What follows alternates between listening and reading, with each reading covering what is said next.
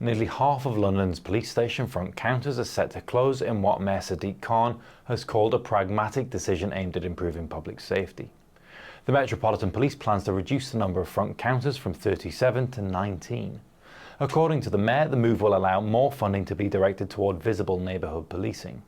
The closures are expected to save the Met £7 million as it works to address a budget shortfall of £260 million.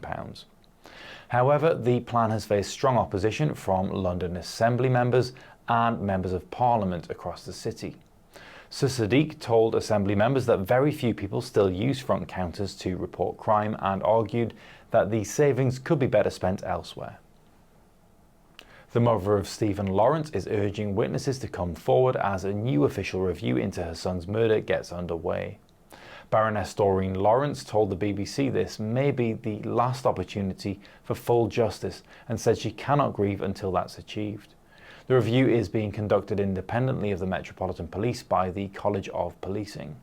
Investigators are examining information held by the Met to determine whether there are any remaining lines of inquiry.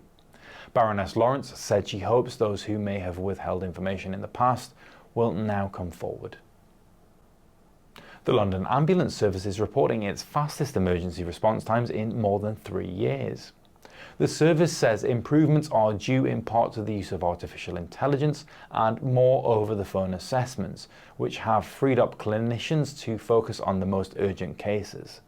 In August, response times for the most critically ill patients, known as Category 1 calls, averaged 6 minutes and 40 seconds, the quickest since April 2022.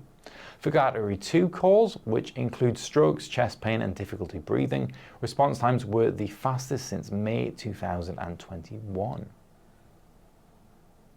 A 5-day strike that caused widespread disruption across the London Underground has now ended.